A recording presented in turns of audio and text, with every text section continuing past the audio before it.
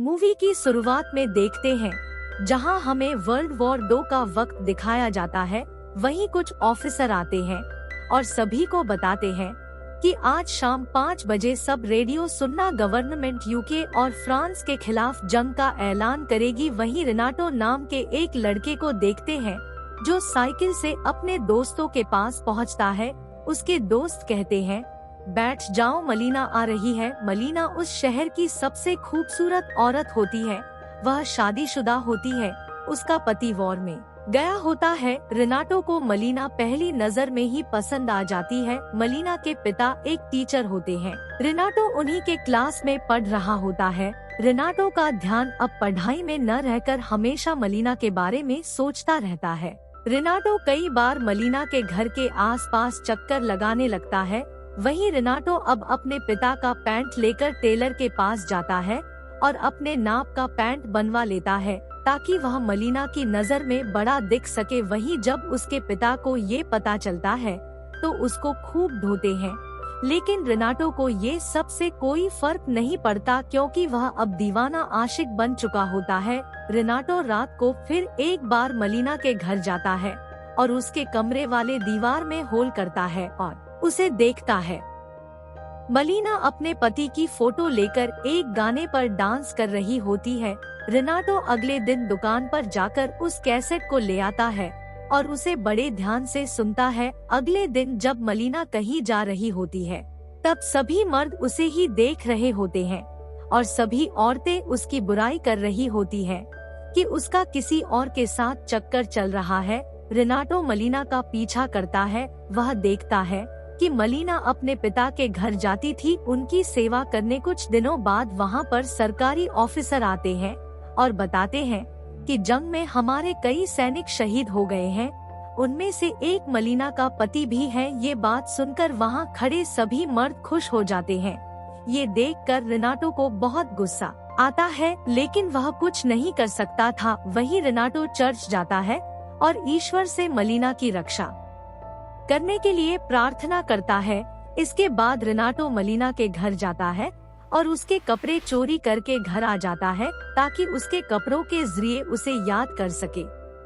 अगले दिन उसके पिता जब उसके कमरे में जाते हैं तब वहां लड़की के कपड़े देखकर उसे बहुत मारते हैं और उसे 3 दिन तक बिना कुछ खाए पिए कमरे में बंद रखते हैं।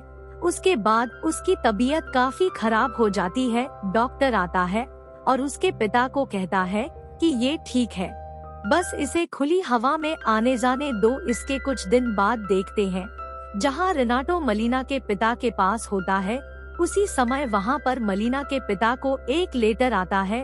उसमें लिखा होता है कि तुम्हारी बेटी का गैर मर्दों के साथ अफेयर है। ये सुनकर उसके पिता मलीना से सभी रिश्ते तोड़ देते हैं।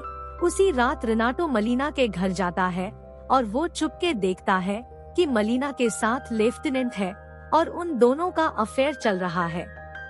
जब लेफ्टिनेंट मलीना के घर से निकलता है तब उसे वहां डेंटिस्ट मिलता है। वह कहता है कि तुम यहाँ क्या कर रहे हो। दोनों के बीच लड़ाई हो जाती है। उसी समय डेंटिस्ट की पत्नी वहां पर पुलिस ले आती है। ये बात पूरे शहर को पता चल जाती है। मलीना पर केस हो जाता है। मलीना एक लॉयर को हायर करती है और वह केस भी जीत जाती है। लॉयर मलीना से फीस के बदले उसके साथ रोज सोने लगता है, लेकिन एक दिन इसकी माँ को पता चल जाता है और वह लॉयर को बहुत मारती है। उसी दिन से लॉयर का मलीना के घर आना बंद हो जाता है। ये देखकर रेनाटो को बहुत खुशी होती है। इसके कुछ दिन बाद देखते हैं जहां हिटलर की सेना ने उनके शहर पर हमला कर दिया होता है। हिटलर के हमले से मलीना के पिता भी मारे जाते हैं। मलीना पूरी तरह से अकेली हो चुकी होती है।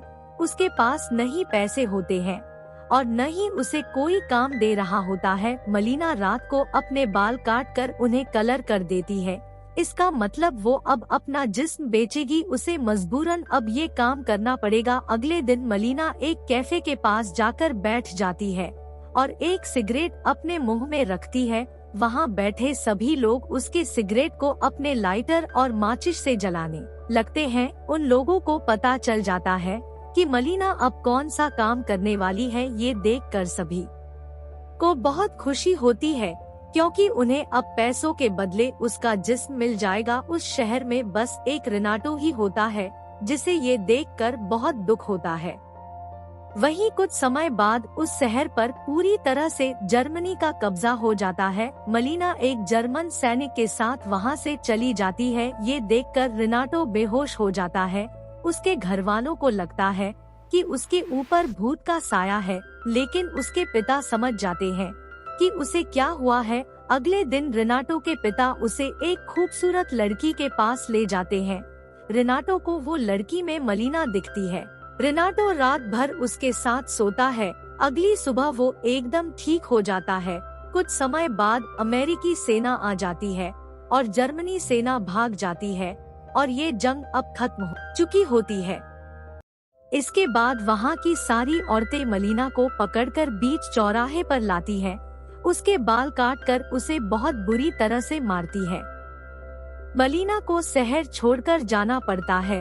रेनाटो को ये सब देखकर बहुत बुरा लगता है। इसके कुछ समय बाद मलीना का पति वार से वापस आ जाता है। वो मरा नहीं होता है, उसने जंग में अपना एक हाथ गंवा दिया होता है। मलीना को वो हर जगह ढूंढता है, लेकिन वो उसे कहीं नहीं मिलती। वहाँ के सभी लोग मलीना के बारे में उसे उल्टा सीधा बताते हैं। लेकिन रेनाटो एक रात मलीना के पति के कमरे में एक पत्र लिखकर रख देता है। जब उसका पति उस पत्र को पढ़ता है तो उसमें रेनाटो ने लिखा होता है कि किस मजबूरी में मलीना ने ये काम किया था और इस शहर के लोगों ने उसके साथ क्या क्या किया। अब वो मेसिना शहर में रहती है।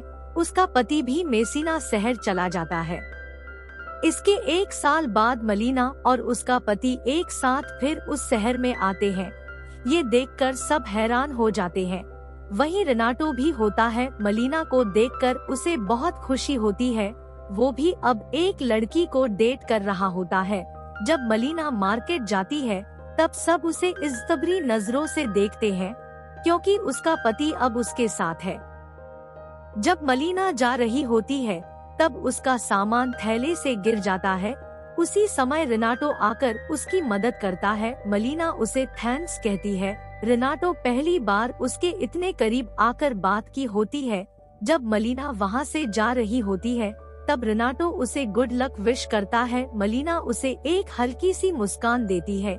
इसके बाद कई साल बीत जाते हैं। रेनाटो बताता है कि मैंने कई लड़कियों को डेट किया, पर आज भी मैं मलीना को नहीं भूल पाया। और ये मूवी इधर एंड हो जाती है। आई होप आपको मेरी एक्सप्लेनेशन अच्छी लगी होगी।